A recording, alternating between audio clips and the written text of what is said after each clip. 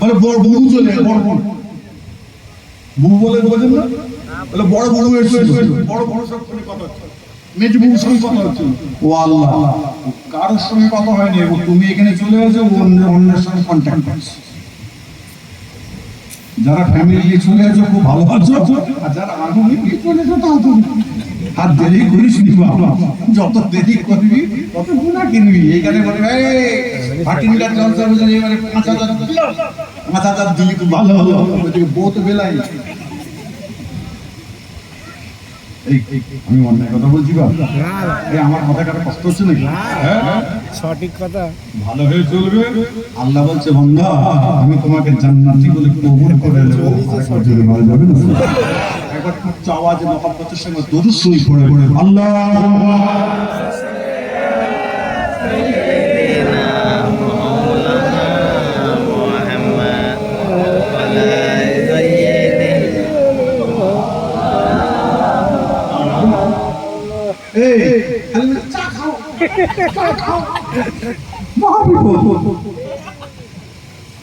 এই কারো কষ্ট হচ্ছে না তো? আমি যে চা খাই তোমাদের কারো কষ্ট হবে? হ্যাঁ, তাহলে এদের ঘরে এখন হয়ে গেছে, ওদের সময় হয়ে গেছে, আমার সময় হয়নি, আমার আরো হয়ে গেছে, অনেকক্ষণ আগে খেয়ে নিয়েছি। যে কথা বলছিলাম, হুযায়ফা রাদিয়াল্লাহু তাআলা আনহু তিনি বললেন যাও, বলে আল্লাহ আল্লাহ তোমাকে, আমার আল্লাহ বলছেন শোনো, ওই স্ত্রীর কাছ থেকে যখন বিদায় নিয়ে চলে এসছে আমি আল্লাহকে জান্নাতি বলে কবুল করে নিলাম। আরেকবার চলে বলে আরেকটু আনন্দের সঙ্গে চলে বলে আল্লাহর নবীর দরবারে কথা বলতে গিয়ে হুযায়ফা রাদিয়াল্লাহু তাআলার দরবারে কথা বলতে গিয়ে ওদের যুদ্ধে কথা বলা পড়ে যায়। আমার নবী আপনার নবী দয়ার নবীর দরবারে যখন ওদের যুদ্ধের সময় আল্লাহর নবী যখন দামদামটা শহীদ হয়ে যায়, আমার সঙ্গে কুফরে মক্কাবাসীরা বলেছিল মুহাম্মদ ইবনে আব্দুল্লাহ দুনিয়া থেকে বিদায় নিয়েছে, দুনিয়া থেকে বিদায় নিয়েছে। যখন বলাটা শুরু হয়ে যায় এমন সময় আপনার হামজা রাদিয়াল্লাহু তাআলা আনহু এমন সময় তিনি এমন সময় আপনার কি বলে ঘুম ভেঙে গেছে, এমন সময় ঘুম করে দেখছে যে হামজা শুনতে পাচ্ছে আল্লাহ নবী মারা গেছে। সঙ্গে সঙ্গে তলোয়ারটা বার করে নিয়ে এমন সব যুদ্ধের ময়দানে তলোয়ার মারতে শুরু করে দেয়। হামজা তিনিও দুনিয়া থেকে বিদায় নিয়ে নিয়েছে। যখনই হামজা বিদায় নিয়েছেন আমার নবী আপনার নবী দয়া নবী যখন বলেছিল সাহাবার মেয়েরা তোমাদের স্ত্রীদের তোমাদের স্বামীদের লাশগুলো চলে যাও, হামজার স্ত্রী আল্লাহর নবীর কাছে এসে মুসা সালাম দিয়ে বললেন ইয়া হাবিবাল্লাহ, হুজুর আপনি আমার বিয়াদবি ক্ষমা করবেন, আমার স্বামী আজকে নাপাক ছিল। কেন তোমার স্বামী নাপাক কেন? বলে হুজুর আমার সঙ্গে খাতি করেছিল। বোঝা গেছে? এই বুঝে নিয়েছিল ঘুমিয়ে পড়েছিল। আপনার কথা শুনেছে আপনি মারা গেছেন, এমন সময় আপনার কি বলে ও যদি না তাকে তলোয়ার নিয়ে যুদ্ধের ময়দানে যে মারা গেছে, হুজুর আমার স্বামী জান্নাতে যেতে পারবেন। আমার রাসূল সাল্লাল্লাহু আলাইহি ওয়াসাল্লাম সাহাবারা শোনো, বলে বলুন বলে হামজার লাশটা আমার কাছে নিয়ে এসো তো। হামজার লাশটা আনা হয়েছে, আনার পরে দেখছে আল্লাহ রাসূল নিজের চোখে দেখছে এরা চুলের গোড়া দিয়ে টপ টপ টপ টপ করে পানি পড়ছে। আমার রাসূল বললেন এই হামজার শুনে রেখে দাও, তোমার স্বামী না আপনার নাপাক অবস্থায় আমার জন্য জিয়াদ করেছে, আল্লাহর ফেরেশতারা আল্লাহর ফেরেশতারা তোমার স্বামীকে গোসলটাও দিয়ে দিয়েছে। আরেকবার জোরে বলা যাবে না? আরেকটা আনন্দের সঙ্গে জোরে বলা যায় না? আমাদের ঈমান আমার আল্লাহর উপরে ঈমান, আমাদের ঈমান আমার রাসূলের উপরে ঈমান, আমাদের ঈমান ফেরেশতাদের উপরে ঈমান।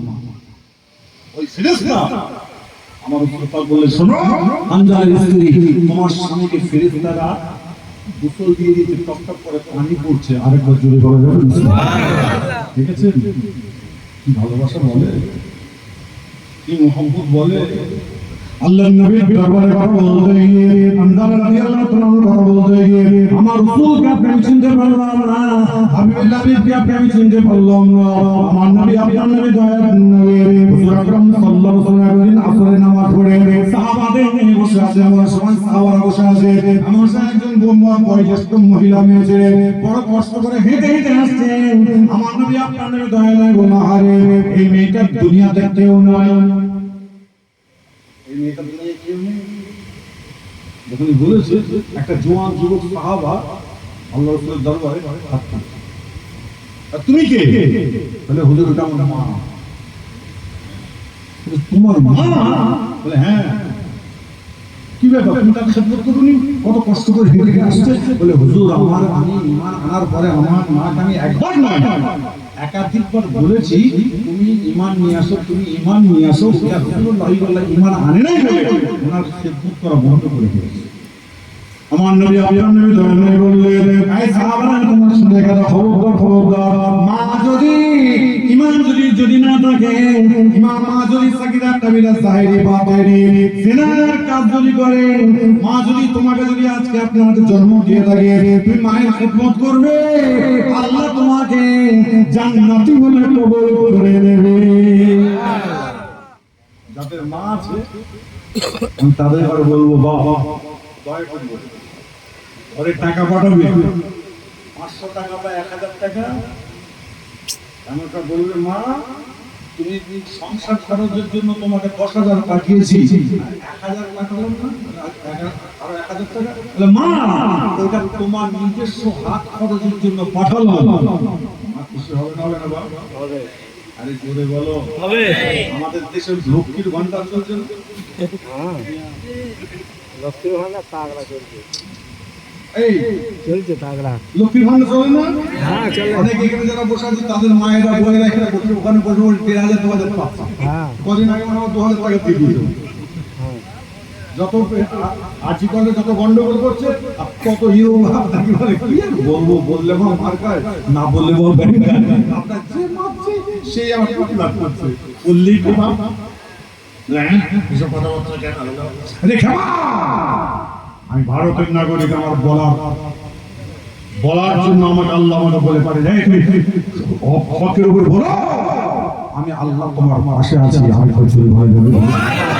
আর এইদিকে আমি বলে হুজুর মা খুশি হবে? হ্যাঁ, কেন হবে না? লক্ষ্মীর ভান্ডার 13,000 ঢুকলে দোকানে বলে আসি বু বু কি হবে, লাল পেয়েছি দিয়েছে মামা দিয়েছে, তাই জানি দাও মাই চুলকানি ওষুধ দিলে হবে? ঠিক জায়গাতে ওষুধ দাও, সব ঠিক থাকবে। তুমি তোমার মায়ের জন্য মাকে যত টাকা পাঠাবে এবং মাকে বলবে মা এটা তোমার নিজস্ব খরচের জন্য পাঠালাম, মা বলবে আল্লাহ রে আমার ছেলেটা আমাকে এত সুন্দর হয়েছে, ভালোবাসে, আল্লাহ ওকে তুমি কবুল করো, ওকে তুমি সুস্থ রেখো। বাপ মা দুজনে দোয়া চাইবে, আল্লাহ তোমাকে ভরিয়ে দেবে। আরেক বছরে ভয় যাবে না।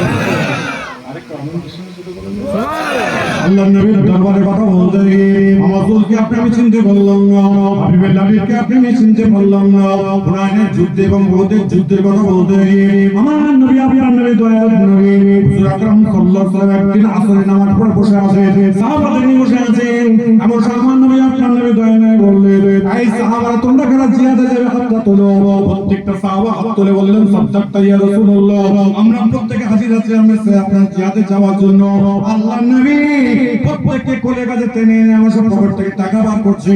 এবং সব সাহাবারা প্রশ্ন করে ইয়া রাসূলুল্লাহ কি কারণে আজকে আপনি আমাদের টাকা দিচ্ছেন? বলে তোমরা আজকে জিহাদে যাবে, তোমাদের যদি 1.5 মোহরের টাকা যদি না দেয়া থাকে আল্লাহ পাক তোমাদের কাউকে জান্নাতি বলে কবুল করবে না।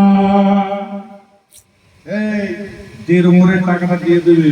আর মা বোনের যারা বসে আছো, আমি মরে গেলে খবরদার ভুল সময় না, নানা শ্বশুর, মামা শ্বশুর, চাষ শ্বশুর, বলছে শ্বশুর, ব্যবসা শ্বশুর সব এসে হাজির হয়ে যায়। মা তুমি গেলাম মার করো, মাফ করতে পারো, এটা হয় না বাবা? হয় না এরকম? তোমার হকের টাকা থেকে খবরদার, শরীয়তের হুকুম হলো আপনার কি বলে 1.5 মোহরের টাকা খবরদার ক্ষমা করবে না।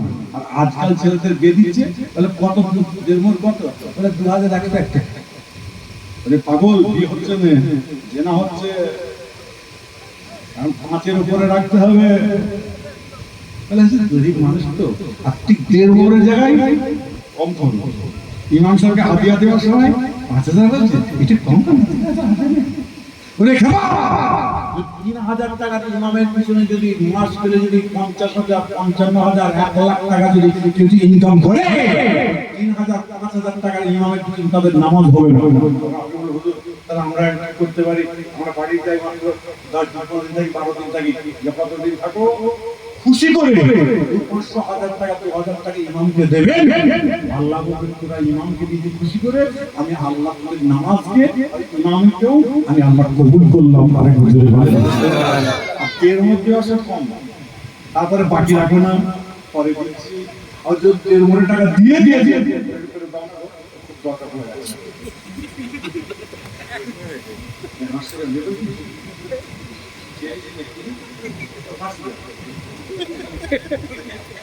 খুশিতে হাসছে। চাই না আরে যদি বলো চাই না এই সপ্তাহে তার 1.5 টাকা চাইবেন, 1.5 টাকাটা দিয়ে দেবে। আর আজকাল মেয়েরা বেকা ধরো 10 বছর আগে মানে তখন 2000 ছিল তোমাকে 20,000 দিতে হবে। কি বলেছে বেকা নয়, সেই জিনিস 2000 টাকায় হয়ে যেত, 1000 টাকা হয়ে যেত, 1100 টাকা হয়ে যেত। হ্যাঁ এখন টাকার মান কমেছে না বেড়েছে? হ্যাঁ শুনে রেখেছি এর মনে নিয়ম কি জানেন বলবো? বলবো হ্যাঁ এর মনে নিয়ম হচ্ছে ছেলের যদি মাস গেলে যদি 20,000 যদি ইনকাম থাকে ছেলের তার 1.5 রাখতে হবে 7,000। যদি ছেলের যদি 30,000 টাকা ইনকাম হয় তাহলে 10। এ ভাই ঘুষ থেকে কমিটি ছিল ঘুষ নিব কি করছিস আল্লাহ জানে। চুরি করে ঘুমাই আমার কাছে লোক ছিল, আমার সব জন চাইতো কেউ সরালো। আমি গাড়ির পিছনে বসে থাকি, অ্যাম্বাসেডার গাড়ি কাম ছিল, ওখানে কি করে এরকম মানে সামনের গেট থেকে এরকম শক্ত করে ধরবে, খুব করে ঘুমাবে। লোকটার নাম হাসিম মিয়া, বেঁচে আছে এখন। হাসিম মিয়া